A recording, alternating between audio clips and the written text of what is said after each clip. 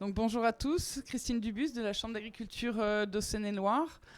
Je suis accompagnée de mes collègues, Marion Wimmer du BIVB, Gaëlle Delorme de la Société Viticulture de Jura, et on a la présence de Pascal Gaguin qui est élu à la Chambre d'agriculture de Saône-et-Loire. Donc le sujet qu'on va vous présenter, c'est donc sur le matériel végétal. C'est un sujet qui est vraiment très très large. On a fait le choix de certaines thématiques. Après, c'est vraiment quelque chose qui peut être élargi sur les questions. On va pas bien vous parler de multiplication ou même de pré-multiplication. C'est des sujets sur lesquels on travaille. On va pas non plus bien avoir le temps de vous parler des conservatoires, mais c'est des sujets qu'on travaille. Donc après, il y a 3 présentations. Et à chaque fois, il y a un temps d'échange après chaque présentation pour vraiment que ce soit le plus possible interactif. Donc n'hésitez pas à intervenir aussi en cours. Pour refaire juste un petit sujet, un petit contexte, là c'est un graphique qui vous représente très simplement les sucres et les acidités sur nos vins bourguignons et les années de chaque millésime. Et on voit bien que on est en train de faire comme ça. Voilà, ça s'incline vers beaucoup plus de sucre et beaucoup moins d'acidité, ce qui fait que la typicité de nos vins évolue. Sur des projections qui pourrait y avoir au niveau du climat, je vais vraiment passer très vite. Ça, c'est aujourd'hui jusqu'en 2005, où étaient les moyennes.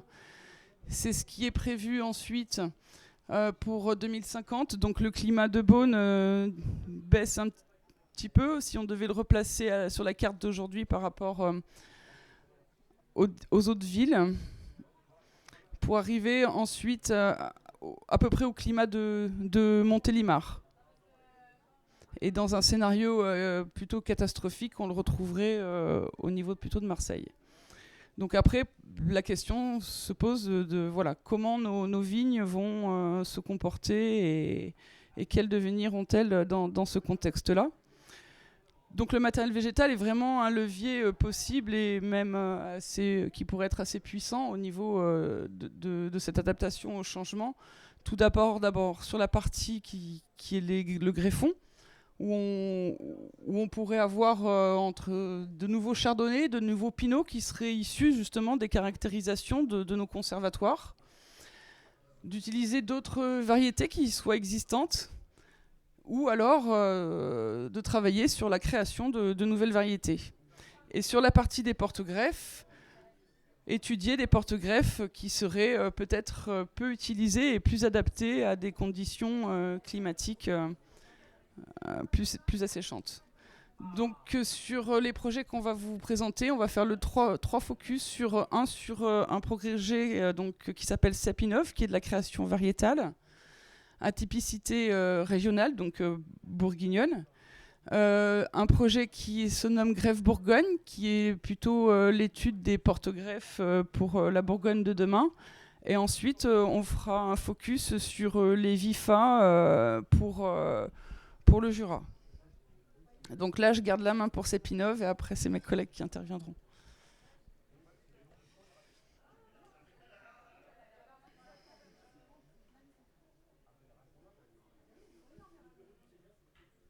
Il n'est pas très interactif.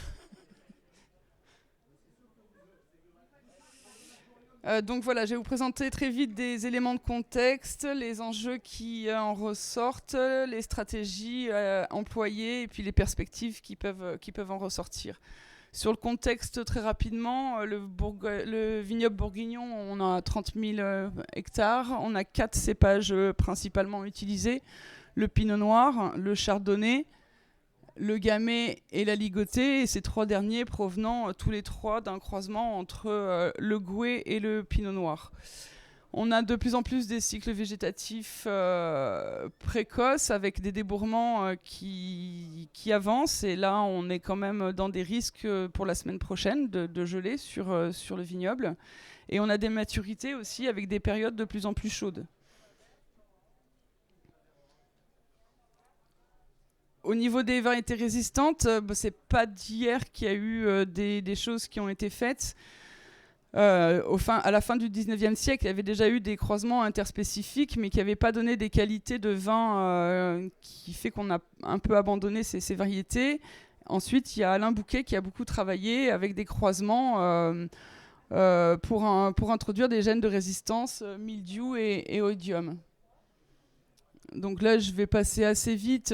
C'est la façon dont il a fait pour faire ses croisements. En fait, il a utilisé une variété de Muscontinia rotundifolia qu'il a croisée. Et après, à chaque fois, il a recroisé avec des cépages pour pouvoir essayer de garder une plus grande partie de Vitis vinifera à chaque fois. Et à chaque fois, en gardant des individus qui avaient été résistants aux maladies. Et il y avait eu donc le programme Resdur qui avait été fait par l'INRA et qui a donné donc, comme vous le savez, déjà 2 séries de Resdur, avec la série des Resdur 1 et la série des Resdur 2.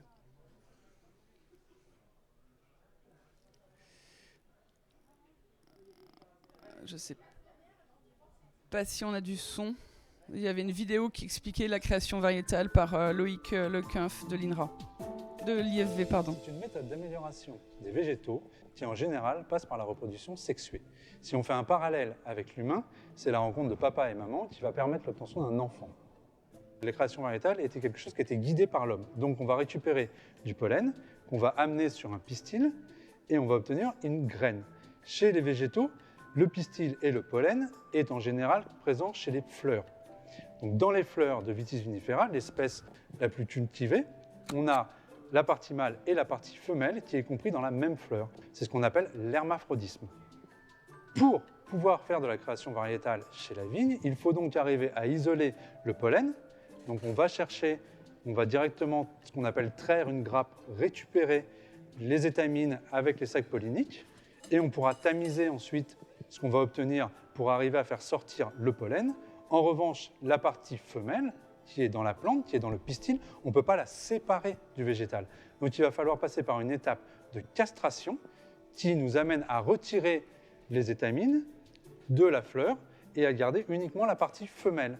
Une fois qu'on a réussi à isoler cette partie femelle, on met un sac par-dessus pour la protéger d'une fécondation avec du pollen qui viendrait de l'extérieur, amené par des abeilles ou amené par le vent.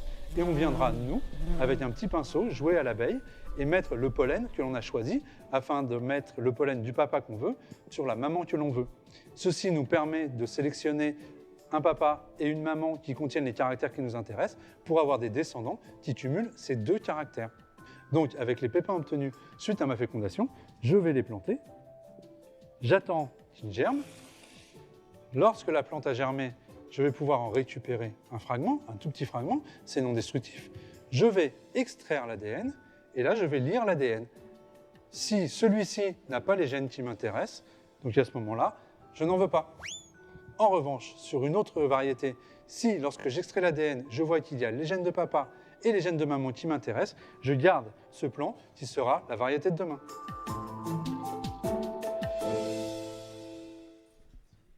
Donc voilà, il y a eu le programme national, donc Resdur, et il y a le programme régional Cepinov. Et la différence, c'est que dans le programme Cepinov, on a pu faire des croisements avec des variétés emblématiques de Bourgogne, alors que le programme national est entre guillemets un peu plus limité en termes de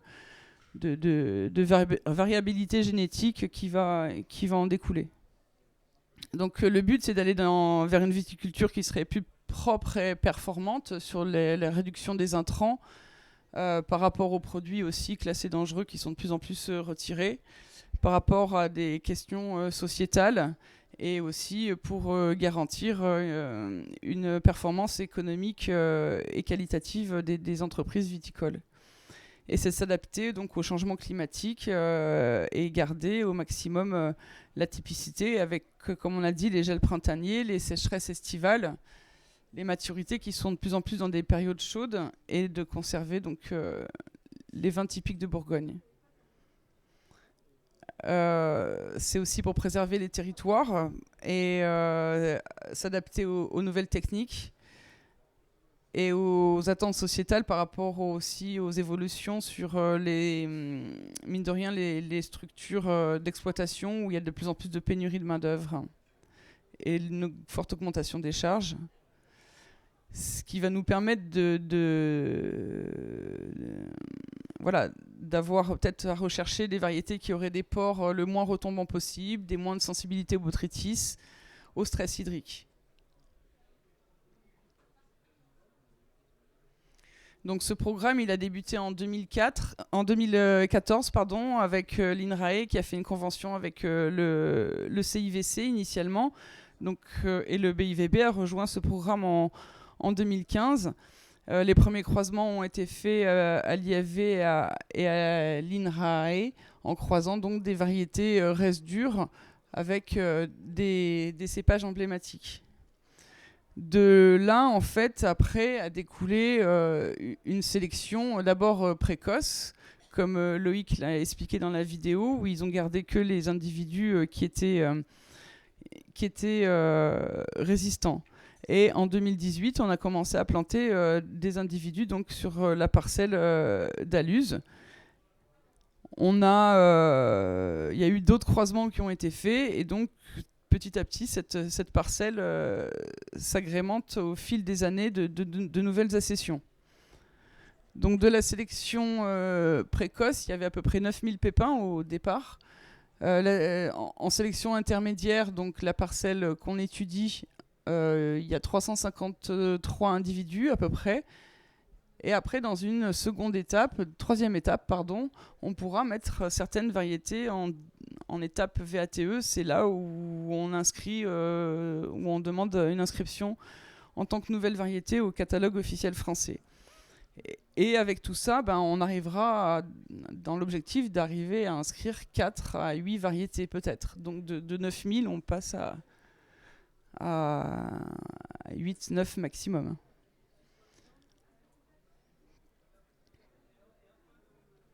Là, c'était sur la mise en œuvre de la germination, pour dire que, mine de rien, rien que cette étape-là, on a perdu 50% des effectifs. Qu'ensuite, il y a le tri qui se fait par sélection assistée par marquage. Là, ça va être le plan de la parcelle. Donc voilà, c'est pas très. Le but, c'est pas forcément de lire ce qui est écrit, mais une case correspond donc à une accession qui est étudiée, et une accession a donc 5 souches. C'est un entrepiqué à chaque fois. Donc on est parti de la droite avec des plantations 2018, ensuite 2019. En vert, on a 2020 et 2021 en année de plantation, et là-bas tout au fond 2022. Et on va encore en rajouter en 2023. Les notations, on regarde le port, la vigueur, les différents stades phénologiques, les maladies, on a des données agronomiques aussi, on fait un suivi de maturité. Elles sont micro-vinifiées par le BIVB, et il y a des dégustations aussi qui se font à partir de ces vins-là. Là, c'est juste un exemple d'une notation qu'on a pu faire l'année dernière. Donc, c'est le plan de la parcelle sur la partie 2018 et 2019. C'est la note de débourrement. Donc, toutes les accessions qui sont en jaune, elles ont débourré globalement comme le chardonnay et le pinot, voire avant. Celles qui sont en verte, elles ont débourré à plus de 2 jours après les chardonnays ou pinot. Et toutes celles qui sont en bleu sont des accessions qui ont débourré au-delà de 3 jours.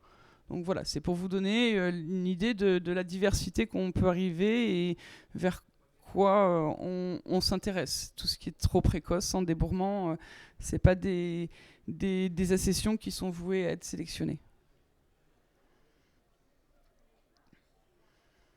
Donc voilà, après les questions, c'est sur cette thématique-là, c'est est-ce que ces plages emblématiques, on va pouvoir les garder de partout? Oui, non, je sais pas. Dans les années futures, ou voire un peu plus lointaines. Introduire les variétés d'intérêt afin d'adaptation. Gaël en parlera un peu sur ce qui se fait sur le Jura.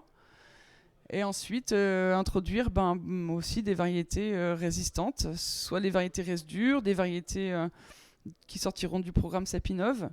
Mais avant tout ça, il faudra les intégrer aussi au cahier des charges. Là, c'est juste pour vous montrer une cartographie au niveau national. Il y a quand même 12 programmes qui ont lieu en France sur cette thématique-là. Nous, on travaille nos cépages emblématiques, mais chaque région va travailler les siens. Donc, il y a 12 programmes nationaux qui sont en cours en France. Voilà, je vous remercie. Si vous avez des questions, n'hésitez pas.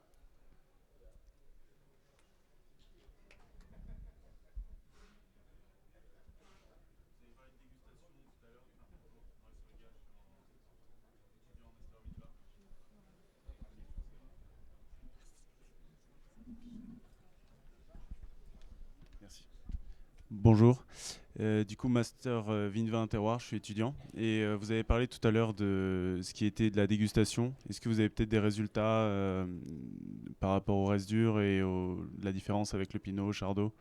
Est-ce que vous avez déjà des résultats? Voilà. Alors il y a quelques données, mais ces données, il faut qu'elles soient validées par plusieurs années de dégustation. Pour l'instant, on a pu vinifier les 2018 2 fois et les 2019 qu'une seule fois. Ce qui est vraiment intéressant, c'est qu'il y a beaucoup de choses qui ne sont pas atypiques. Voilà, et qui, mine de rien, se rapprocheraient vraiment de ce qu'on pourrait attendre de vin bourguignon.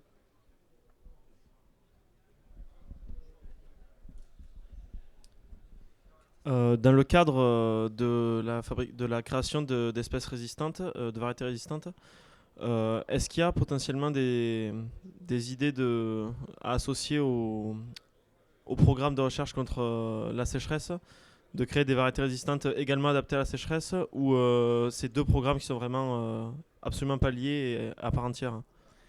Alors là, dans ce programme-là, de toute façon, on fait des notations justement sur des sensibilités à la sécheresse, et ça sera un élément qui sera pris en compte dans le choix des variétés qui seront mis à l'étape suivante en VATE.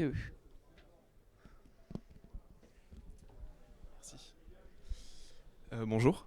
Dans vos exigences par rapport aux notations et de ce que vous allez chercher sur ces nouveaux cépages, il y avait le port qui devait être érigé.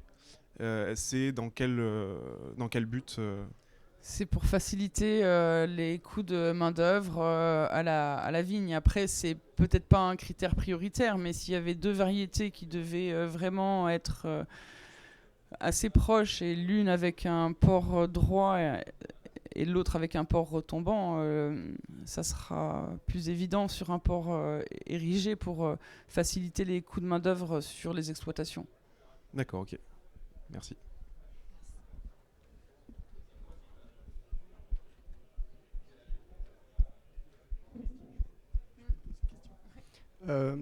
Est-ce que tu peux peut-être redire ou rappeler quelle est l'importance justement du côté durable des résistances dans ces programmes-là? Oui, donc ça, ces programmes, donc, comme j'ai dit, ils utilisent des variétés du programme Reste Dur. Et l'intérêt de ces variétés-là, c'est qu'elles ont plusieurs gènes de résistance, autant pour le mildiou que pour l'oïdium. Il y a des variétés qui sont inscrites aussi et disponibles avec des variétés qui auraient des gènes avec un seul gène de résistance, soit mildiou, soit oïdium. Et là, il peut y avoir des risques de contournement, en fait. Et plus on a de risques de contournement quand on a un gène, si c'est ce même gène est utilisé dans des résistances avec plusieurs gènes, on met aussi en danger les variétés qui ont plusieurs gènes de résistance. Donc on conseille, oui, vivement d'utiliser des variétés avec plusieurs gènes de résistance et au mildiou et à l'oïdium. Oui, donc en tant qu'élu champ, mais également viticulteur, donc appartenant à l'ODG Mâcon, on a fait des dégustations sur donc les 4 qui sont sortis au catalogue. Et effectivement, quand on n'a pas tout à fait le terroir qu'on pourrait avoir dans l'appellation Mâcon ou Bourgogne, mais associé, on a fait des dégustations avec des vins associés à ces cépages-là. Donc on n'arrive pas à les retrouver dedans en fait. Donc, ce qui veut dire que partiellement, on pourrait répondre à l'attente sociétale, c'est-à-dire autour des maisons, des EDT, des SR maintenant. Ça pourrait répondre à une partie de la question qu'on se pose. Et voilà, on pourrait associer ces vins. Alors après, c'est une question de faire rentrer ça dans le cahier des charges des ODG, donc des appellations. Donc ça, vous voyez le temps qu'on met déjà pour préparer ces cépages. Après, il faudra un temps de réponse administrative, entre guillemets, pour faire rentrer dans le cahier des charges. Et ensuite, une fois qu'on aura tout ça, on pourra commencer à planter et pour faire des expériences vraiment à grandeur nature sur le terrain. Donc ça prendra encore quelques années, mais le climat avance très vite par rapport à tout ça. Donc voilà, il y a une attente de la part de la profession aussi.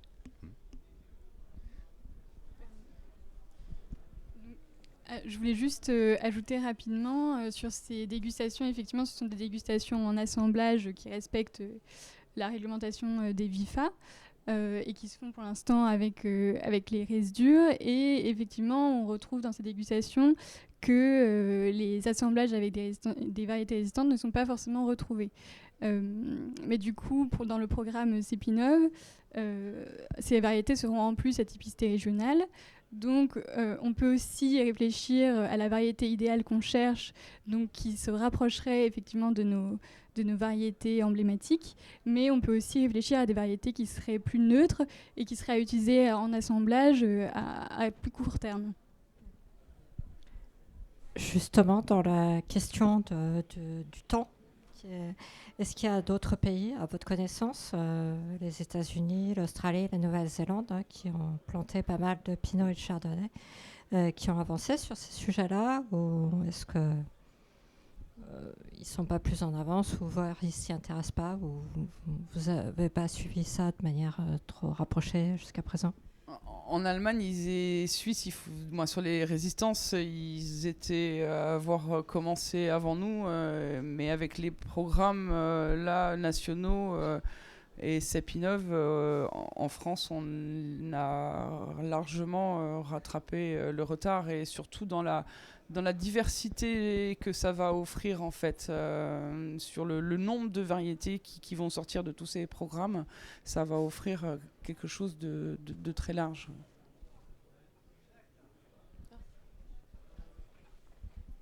J'avais une autre question qui est peut-être un petit peu à côté de celle-ci, de votre sujet, mais est-ce qu'on, dans les vieilles variétés qu'on a oubliées, est-ce qu'on n'a pas des solutions aussi qui permettraient quand même de garder la typicité, mais qui auraient des qualités que vous cherchez? Est-ce que vous avez investigué là-dessus? On va investiguer sur aussi à planter en 2024 une parcelle où il y aurait des variétés autres qui pourraient être intéressantes pour la Bourgogne de demain. Oui. C'est en projet.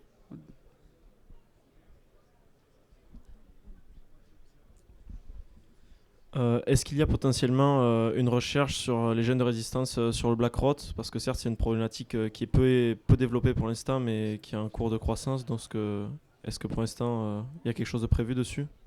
Dans le programme Resdur 3, les variétés qui sortiront seront beaucoup moins sensibles au black rot que celles des autres programmes Resdur 1 et 2. Et nous aussi, l'objectif, c'est si il y a une variété qui serait moins sensible, dans notre programme aussi, d'aller là-dessus. Ouais.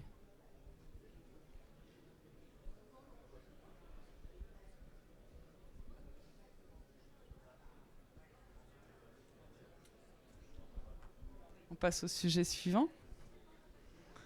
Donc, Marion, du BIVB. Bonjour à tous.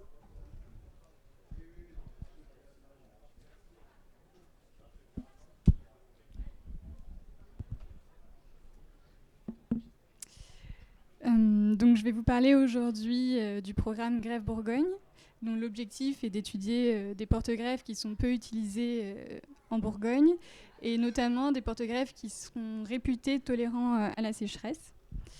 Donc, c'est un programme qui est assez récent. Donc, je ne vais pas vous présenter les résultats pour l'instant. On n'a rien de très robuste pour ces premières années de mesure.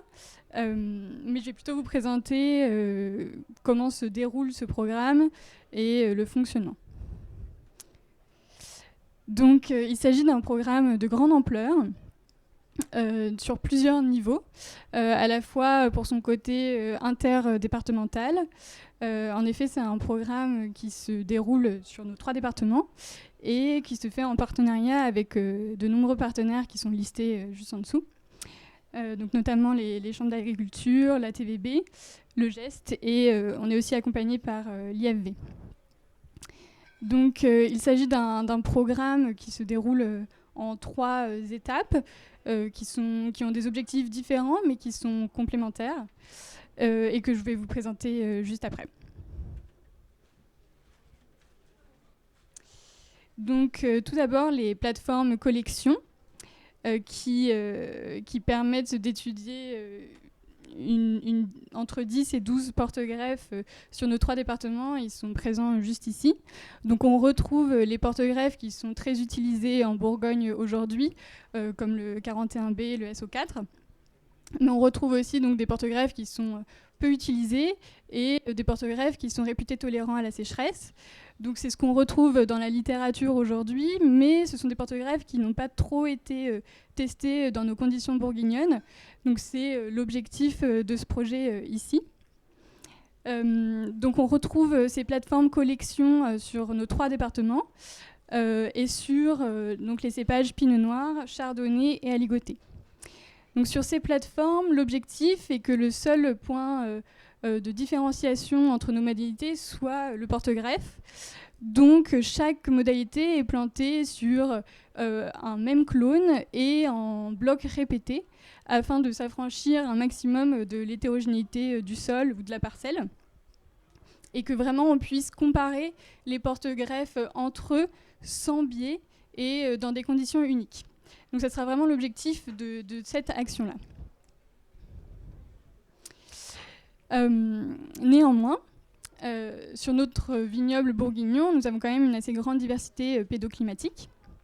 Et donc l'idée, c'est également d'étudier la plasticité comportementale de ces porte-greffes grâce à des réseaux de parcelles.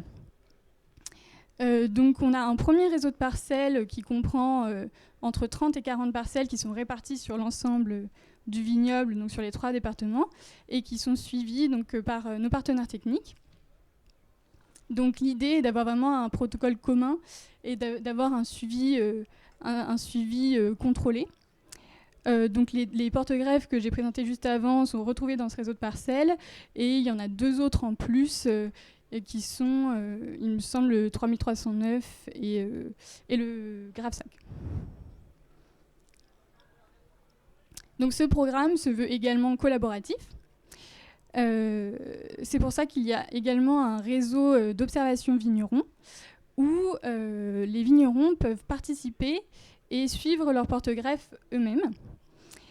Donc l'idée de ce réseau est vraiment que tout le monde participe à leur échelle. Donc les protocoles ont été co-construits avec les membres du réseau et les partenaires techniques. Donc afin que ces protocoles soient vraiment adaptés aux contraintes des vignerons. Et donc on les suit régulièrement tout au long de la campagne et on organise des retours d'expérience afin d'adapter encore plus ces protocoles et le fonctionnement du projet avec eux. Et donc la première année de campagne était en 2022. Ça a permis d'avoir une année test pour nos premiers protocoles qui avaient été co-construits avec eux. Et à la suite de cette année, et un retour d'expérience des participants, on a pu mettre en place de nouveaux protocoles qui seront utilisés dès 2023. Donc aujourd'hui, il y a une trentaine de domaines qui sont membres, mais c'est un réseau qui se veut ouvert à tous, donc qui sera probablement en expansion. Et donc l'idée est de vraiment impliquer les professionnels dans ce projet. Afin d'accompagner du coup les participants tout au long de la saison, on s'appuie sur une application qui s'appelle Landfiles. Donc, je vous ai mis quelques captures d'écran juste ici. L'idée, c'est d'utiliser cette application comme base d'échange entre l'ensemble des participants et les partenaires techniques afin de les accompagner. Donc ça nous permet de leur faire des rappels des observations et notations qu'ils doivent effectuer, parce que du coup ils font exactement les mêmes notations tout au long de l'année avec des protocoles communs. Et c'est aussi une plateforme qui leur permet de mettre leurs données directement en commun en ligne. Donc ils ont des formulaires à remplir pour chaque protocole et chacun a accès aux informations des autres. Récemment, on aura d'ailleurs aussi un rapport qui permettra d'avoir ces données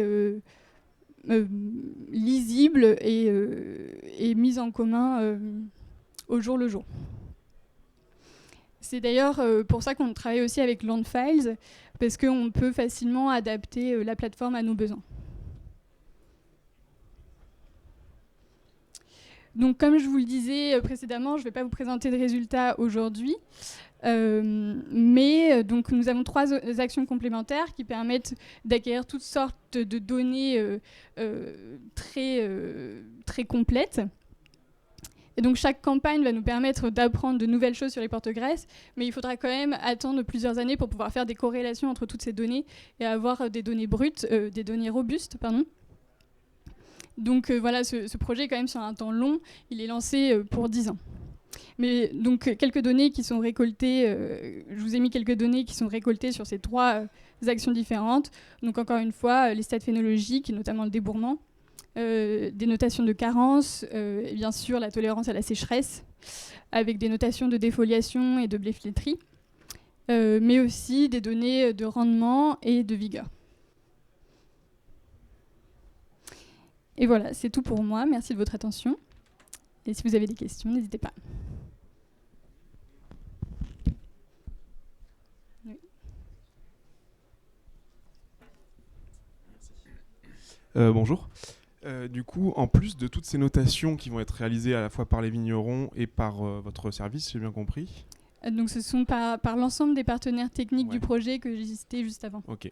Et est-ce qu'il y aura des mesures un petit peu plus, des données très précises en termes par exemple de, je sais pas, données sur le delta C13, des chambres à pression, pour avoir un petit peu des données précises sur le stress hydrique? Oui, tout à fait. Alors, donc les plateformes collection vont nous servir vraiment d'acquisition de données plus précises.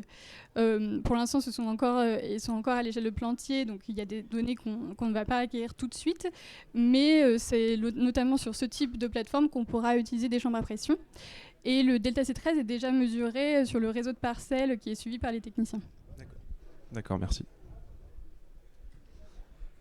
Bonjour. Moi, c'était une question du coup aussi pour compléter les futurs résultats que vous pouvez attendre. Est-ce que vous comptez faire des comptages racinaires par rapport justement au porte-greffe dans le sol, ce qui pourrait être intéressant si vous connaissez aussi un petit peu le terroir, le sol qui est adjoint à ça?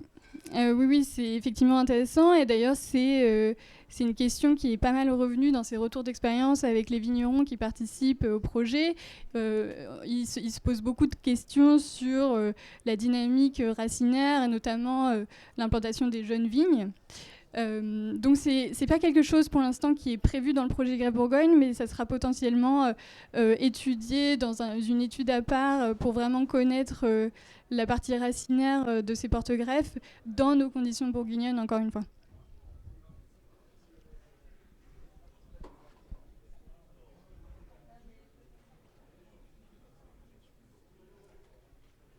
Oui, bien sûr.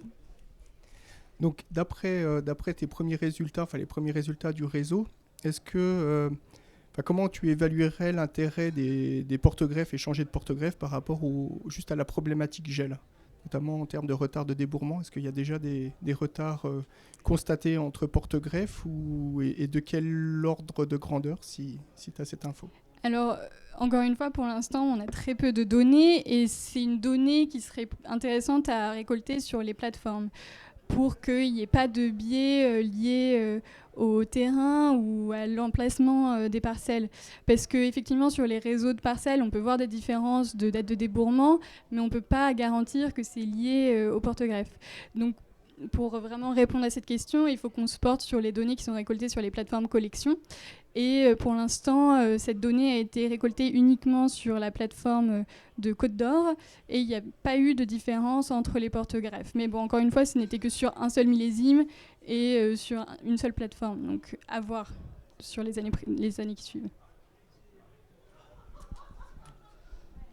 Oui, bonjour. Est-ce qu'il existe un programme tel Cepinov, mais pour les porte-greffes ?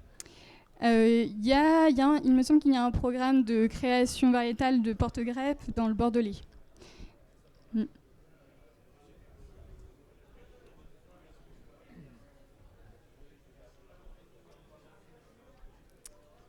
On passe à la suite.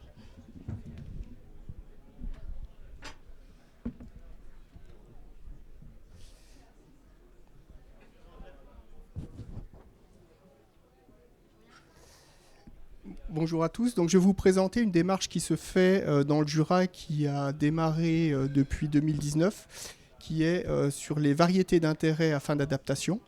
Donc les variétés à fin d'adaptation, juste pour rappel, hein, c'est une démarche qu'on peut faire en AOC aujourd'hui, donc qui a été permise par l'INAO, c'est-à-dire d'intégrer un certain nombre de cépages dans nos AOC, avec certaines restrictions, on les abordera, mais avec certaines restrictions, afin en fait tout simplement c'est de faire de l'expérimentation grandeur nature pour voir s'il y a un intérêt à inclure ces variétés dans les AOC.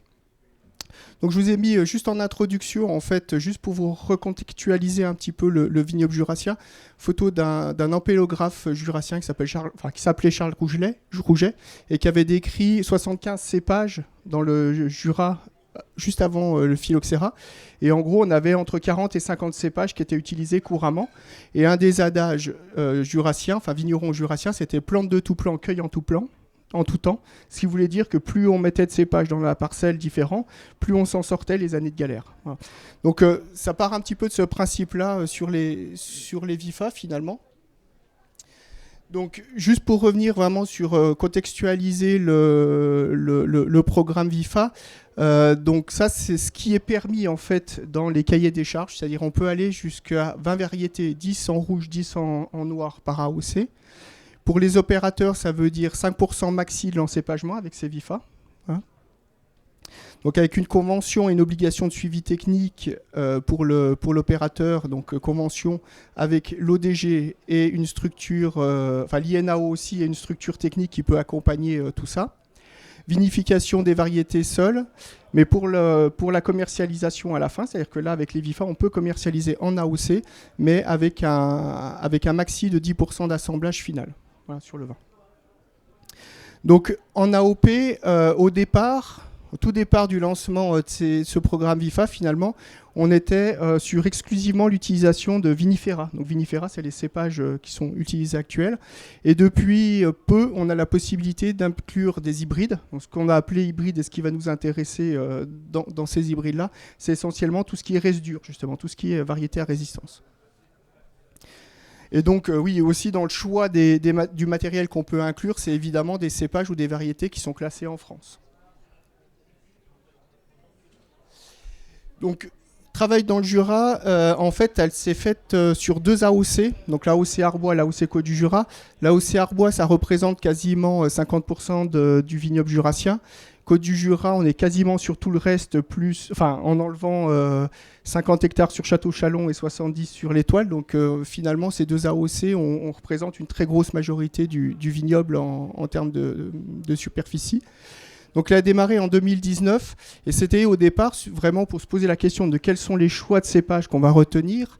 C'est un travail qui a été conjoint avec plusieurs partenaires, donc les ODG évidemment, l'Université de Bourgogne qui a fait un gros travail en fait sur la climato et sur les prédictions sur le vignoble jurassien, sur qu'est-ce qu'on s'attend en termes de météo et à quoi s'attendre, voilà, pour essayer de trouver les cépages les plus adaptés. L'IFV, l'ANTAV évidemment pour toute leur expertise sur les cépages nationaux. voire internationaux, l'INRA de Montpellier pour les mêmes raisons. Il y avait Villefranche-sur-Saône aussi qui avait des références assez locales finalement, enfin on va dire quart nord-est, et avec une expertise aussi sur la Savoie, avec beaucoup de cépages différents finalement. Et puis Société de viticulture du Jura sur les cépages vraiment locaux, puisqu'on avait déjà un programme de conservation et de travail sur les anciens cépages. Donc voilà, ça s'est vraiment réalisé en 2 étapes, avec une première étape qui est vraiment une projection sur le changement climatique et à quoi s'attendre, et puis après aller regarder quels sont les cépages, quelles sont les voies possibles et lesquelles on va retenir. Donc juste pour vous simplifier un petit peu, ça c'est le tableau qui a servi finalement, c'est les critères qui ont été retenus pour classer finalement tous ces cépages, parce qu'on est parti sur quelques centaines de cépages au départ, et il a fallu cribler les plus intéressants. Donc voilà les critères qui ont été retenus, c'est pour le Jura. Est-ce que c'est des cépages locaux, c'est-à-dire est-ce qu'ils ont déjà été cultivés, est-ce qu'ils ont un historique dans le Jura, ou est-ce qu'ils ont un lien de parenté avec les cépages locaux aussi? Est-ce que c'est des cépages qui sont tardifs? Donc ça, c'est toujours des questions par rapport au gel. Est-ce qu'ils ont un débourrement tardif? Est-ce qu'ils ont une fertilité des repousses? Toujours par rapport au gel. Par rapport au stress hydrique, est-ce qu'on a des connaissances de sensibilité stress hydrique sur ces cépages-là? Et à quel degré? Ensuite, on a côté plutôt adaptation climatique, canicule et un peu ENO. Est-ce que c'est des cépages qui ont une acidité soutenue? Est-ce que c'est des cépages qui ont une homologie? C'est-à-dire, est-ce que c'est des cépages qui sont déjà cultivés dans d'autres vignobles où le climat jurassien, le climat jurassien de demain peut ressembler à ces vignobles actuels? Et l'adaptation, donc après la dernière partie, c'est vraiment sur les questions de sensibilité aux maladies. Donc là, on parle surtout de sensibilité, on ne parle pas encore de résistance, mais sensibilité, mildiou, odium, et puis aussi les autres maladies. Et puis tout ce qui est partie faisabilité économique, c'est est-ce qu'on a des cépages qui sont plutôt producteurs ou pas? Et est-ce que le matériel végétal est disponible? Est-ce que seulement on a des plantes? Est-ce qu'on peut avoir des plantes ces cépages-là? Donc après, on a pondéré les critères, on les a classés, et voilà ce qui a été retenu et ce qui a été adopté donc, dans les 2 AOC que je vous ai donnés. Donc on est sur une liste qui est quand même assez conséquente. Donc on a l'aligoté en blanc qui est revenu sur les 2, enfin qui a été adopté sur les deux AOC. Le chenin, le gringet seulement pour la partie Côte du Jura. Je reviendrai sur les cépages un petit peu pour vous dire pourquoi ils ont été retenus. Marsanne, Roussanne en blanc, le Sassy blanc, Béclan noir, Enfariné noir, Franc noir de Haute-Saône et le Gamay.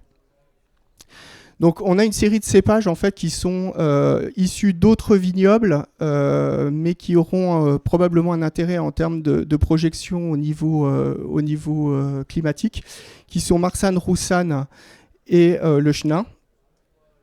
Ensuite, on a des cépages, Gringet aussi également. Alors Gringet, c'est un cépage qui est peu connu, c'est un cépage savoyard, il y a très peu de surface aujourd'hui, mais qui a un intérêt pour son acidité, et puis un cépage qui est assez tardif, et qui pourrait avoir son intérêt notamment dans les vins à élevage long, type les vins jaunes. Donc c'est pour ça qu'il a été retenu en Côte du Jura, mais pas en Arbois, puisqu'on a une autre AOC qui a cette démarche-là, qui est pas encore, où le cahier des charges a été signé encore, qui est l'AOC Château-Chalon, qui fait que des vins jaunes. Donc on l'a rentré en Côte du Jura pour la simple bonne raison, c'est que Château-Chalon, quand on peut pas le passer en Château-Chalon, et tout le volume de Château-Chalon ne peut pas, après les 6 ans d'élevage, finir en Château-Chalon, on peut les replier en Côte du Jura. Donc pour pouvoir les replier en Côte du Jura, il faut que ces cépages-là soient au moins dans les Côtes du Jura. Donc voilà pour les cépages un petit peu extérieurs au Jura. Tous les autres, c'est-à-dire Aligoté, Sassy, Béclan, Enfariné, Franc noir de Haute-Saône, Gamay, ce sont des cépages qui ont été cultivés dans le Jura ou en Franche-Comté tout du moins, avant la crise phylloxérique et on va dire au début du XXe. Donc Aligoté, Sassy, donc c'est des cépages un peu plus productifs et avec des acidités un peu plus élevées. Donc voilà, en gros, les gros intérêts de ces variétés-là d'un point de vue ENO. Béclan, donc ça c'est un vieux cépage jurassien, typiquement jurassien, qui a un intérêt sur les vins rouges. Enfariné, alors pour le coup, celui-ci, c'est malgré que ça soit un cépage noir, il nous intéresse tout particulièrement pour tous les types de vins. Son intérêt, il est purement... Enfin, il a des aptitudes agronomiques assez intéressantes, mais il a surtout une acidité totale qui est énorme. Et donc, ça fait typiquement un cépage d'exemple qui peut être en accompagnement. En pur, est-ce qu'il a un intérêt? on en doute fortement. Mais en tout cas, plutôt que d'aller chercher des acidités tartriques dans les cuves, aller chercher de l'acidité naturelle par ce cépage-là, ça nous paraît particulièrement intéressant. Franc noir de Haute-Saône, donc cépage de Haute-Saône, comme son nom l'indique, qui a été assez peu diffusé, mais qui a pas mal d'intérêt en termes de comportement par rapport au gel, par rapport à des maturités un petit peu plus tardives. Et point de vue œno, dans la littérature, il semble assez pertinent.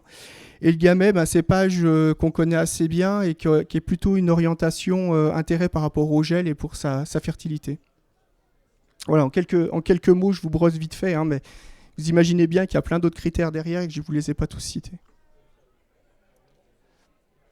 Donc, ce qui veut dire qu'aujourd'hui, on est à l'étape où les cahiers des charges de ces AOC ont été validés et on est sur l'étape où on est en train de recenser les viticulteurs qui seront intéressés par cette démarche-là, c'est-à-dire soit qui veulent planter ces variétés, soit qui en ont déjà pour certains quelques petites surfaces. Donc on va signer des conventions avec eux et on va organiser toute la partie suivi expérimentale, les plantations et l'organisation aussi de l'accès au matériel végétal. Donc ça c'est un point qui est très important.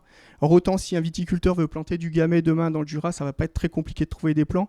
Si c'est du franc noir, pour vous donner un exemple, ça va être très compliqué et très long. Pour vous donner un petit ordre d'idée, le franc noir de Haute-Saône, aujourd'hui, il y a moins de 200 pieds de franc noir de Haute-Saône au niveau mondial de planter. Il faut qu'on parte de ces quelques pieds-là pour commencer à planter des parcelles en expé. Donc il y a toute une organisation, notamment sur ces variétés un peu rares, de l'accès au matériel végétal. Donc juste pour vous donner quand même quelques données techniques, parce qu'on a, même si ces VIFA ne sont pas encore plantés dans le programme VIFA, on a quand même un petit peu d'expérimentation, notamment dans le conservatoire des anciens cépages jurassiens. Et ça, c'est pour vous donner un petit peu la variabilité qu'on peut avoir entre les différents cépages en termes de date de débourrement. Plus les bâtonnets sont hauts, plus c'est des cépages tardifs au niveau du débourrement, et plus ils sont petits, plus ils sont précoces. Donc on a toute une variabilité qui est quand même assez intéressante. Et donc si on prenait que ce critère-là, finalement, on a aussi tout un tas de cépages qu'on n'a pas retenus en VIFA, tout simplement parce qu'on n'avait pas assez d'infos sur leur comportement. Et donc on est aussi en parallèle en train d'acquérir des références sur des cépages. Je vais vous en citer un, juste pour vous montrer un petit peu un cépage assez rare. Plan de Bouchard. Alors, Plan de Bouchard, il n'était même pas cité par Rouget. C'est un cépage qu'on a retrouvé en faisant nos prospections, qui finalement est un cépage original, c'est-à-dire qu'il est inconnu au bataillon au niveau génétique. Donc, on l'a baptisé. Et finalement, on n'a pas de littérature dessus, on n'a aucune parcelle comportementale dessus, donc on n'a aucune info dessus. Et là, on est en train de le découvrir par le biais de suivi d'anciens cépages. Et pour citer par exemple celui-ci, là, il coche pas mal de cases. Donc voilà, il va falloir qu'on aille aller un peu plus loin sur des plantations un peu plus importantes pour pouvoir le vinifier et avoir aussi le dernier juge de paix qui est la vinification. Pour vous donner un exemple. Une autre façon de vous montrer d'autres données. Donc là, on est sur un tableau assez simple. C'est un nuage de points avec... Donc c'est une date de vendange donnée. La concentration en sucre, l'acidité totale. Et donc là, on va pouvoir classer en fait les différents cépages du conservatoire avec des cépages qui sont connus pour être acides, le Gouais blanc, la Ligotée, le Sassy. Je vous avais cité le Gouais blanc, c'est un des parents du Chardonnay, Gamay, voilà, toute une série, la Ligotée, toute une série de cépages, du Sassy également. Donc cépages assez acides. Savagnin chez nous est connu pour être assez acide aussi, donc on voit que c'est tout ramassé, mais finalement, qui c'est qui nous fait ramasser un petit peu notre coupe? C'est notre enfariné qui est particulièrement acide, particulièrement vif, et qui nous tasse un petit peu tout ça, mais on a une variabilité déjà assez intéressante à étudier.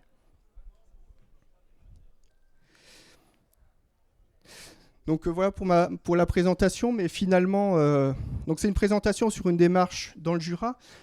On n'oublie pas de travailler les cépages actuels, on a aussi de la variabilité dans les cépages actuels, on n'oublie pas de travailler aussi sur les porte-greffes.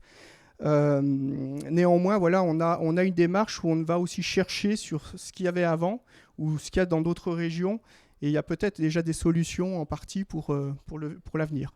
Et on est toujours, petit rappel aussi, parce que c'est toujours quelque chose qu'on insiste toujours, parce qu'on a toujours une volonté d'aller assez vite et on a des besoins qui sont rapides, des fois parfois rapides. Matériel végétal, on est toujours sur un pas de temps hyper long. Et finalement, ce qu'on démarre ici, il ne faut pas s'attendre à avoir des résultats avant 10-15 ans, quoi. Voilà. C'est toujours à peu près le pas de temps du matériel végétal quand on lance un projet, quand on arrive à avoir des résultats et à pouvoir le diffuser auprès des viticulteurs.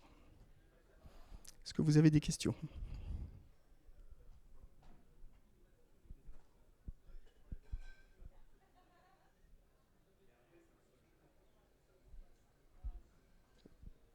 Conclusion ?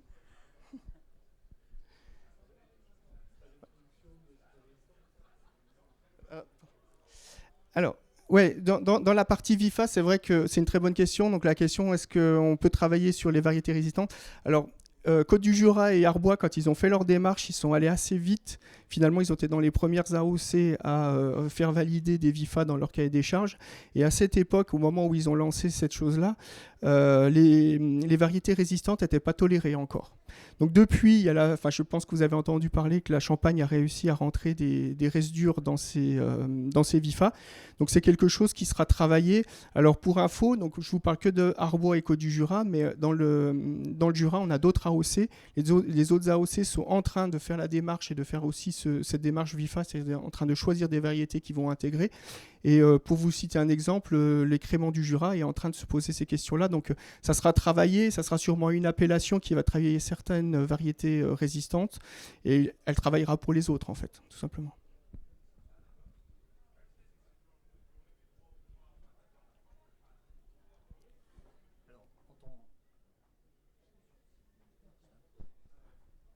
Ça marche là ? Ouais, c'est bon. Oui, en tant que producteur, effectivement, le changement climatique nous amène à se poser plein de questions. Vous savez, si on revient sur la Bourgogne, on est 4 cépages, dont les 2 majeurs, Chardonnay et Pinot Noir. Avec l'avancement des dates de vendange, déjà le Pinot Noir, on présente une qualité quand même intéressante, puisque maintenant les goûts au niveau des consommateurs ont changé.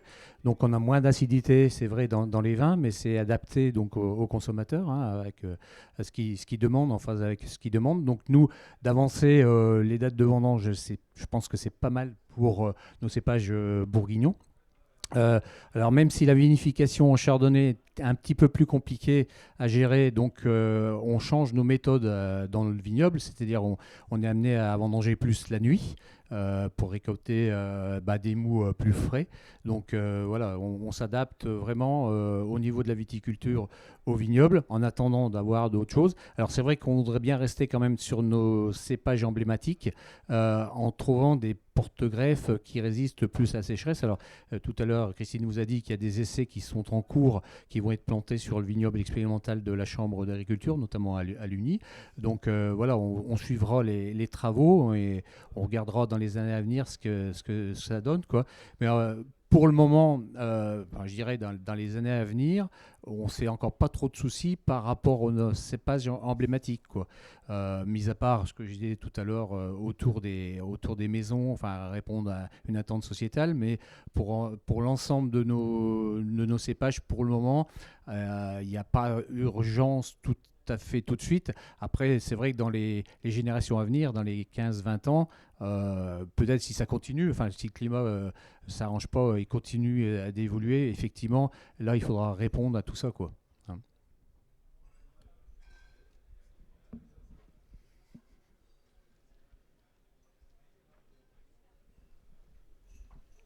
Vous n'avez pas envisagé, vous n'envisagez pas des variétés étrangères du sud de l'Europe, méridionale, grecque? Alors, il faut bien imaginer que ce que je vous présente là, c'est que ceux qui ont été retenus. Mais on a mis dans la base de données et dans le criblage au départ un grand nombre de variétés et de cépages. Les variétés étrangères, on en a conservé quelques-uns au départ. On ne les a pas retenus sur la fin, parce qu'à un moment donné, il faut faire des choix. On n'est pas... Là, on est vraiment dans une démarche où on va faire grandeur nature chez les viticulteurs et à un moment donné, il y a aussi une question d'acceptabilité aussi des viticulteurs. C'est pour ça qu'on retrouve pas mal de cépages en fait finalement locaux, anciens cépages, parce qu'il y a aussi une question attachement au terroir, attachement. Alors la typicité, ça c'est l'avenir qui nous le dira, c'est les dégustations qui nous le diront. Même si on a bien conscience qu'il y a certains cépages de toute façon vont s'éloigner un petit peu de la typicité des cépages actuels jurassiens. Mais encore une fois, il ne faut pas voir ces cépages-là comme des cépages qui vont remplacer. C'est en accompagnement. Il y a certains cépages qui viendront simplement répondre à des attentes sur des terroirs, sur des parcelles particulières, et qui pourront venir répondre aussi à des attentes ENO qui seront sur une partie d'une cuvée ou en pur par la suite, on n'en sait rien. Mais en tout cas, de toute façon, on travaille vraiment pour un pas de temps assez long. Et les cépages finalement qui sont retenus, même si je vous ai parlé de choses assez directes, on a toujours travaillé aussi avec une projection climatique qui est importante. Et on est bien sur se dire qu'est-ce qu'on aura besoin dans les années 2050, quoi, quelque chose comme ça. Parce que c'est ça le pas de temps du travail qui a démarré aujourd'hui. Gaël, vous avez mis pas 10 rouges et 10 blancs, donc ça veut dire que vous ouvrez la possibilité d'en rajouter, ou il va y avoir une seconde vague, peut-être cette fois-ci avec des résistants, non ? Oui. Concrètement, oui. C'est pour ça qu'on n'est pas allé aussi loin, on n'est pas allé remplir les 10 les 2 x 10, les 20 cépages, pour pouvoir se permettre de laisser, s'il y a besoin au cours du programme, d'en réintégrer des nouveaux, sachant que c'est toujours aussi une question administrative, c'est-à-dire ça veut dire ouvrir le cahier des charges, leur déposer à l'INAO, etc. Donc là, on est encore sur des démarches qui sont très longues, qui dépassent la volonté des professionnels. Mais oui, exactement, on a laissé un peu ouvert.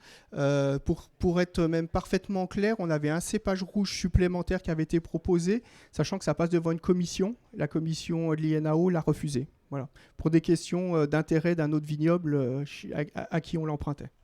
Voilà. Mais ce qui arrive, faut bien imaginer que là, aujourd'hui, le Jura, on a 2 AOC avec une série de VIFA, mais qu'on a déjà eu des étapes au préalable. C'est-à-dire qu'on a déjà déposé une première liste la première fois. On a essuyé un petit peu les plâtres pour les autres vignobles, parce qu'on était dans les premiers à passer.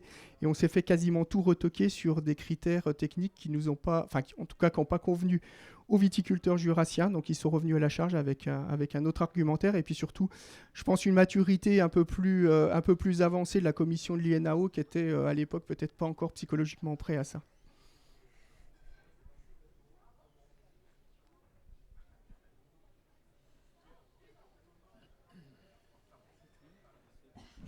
Merci à tous pour votre présence.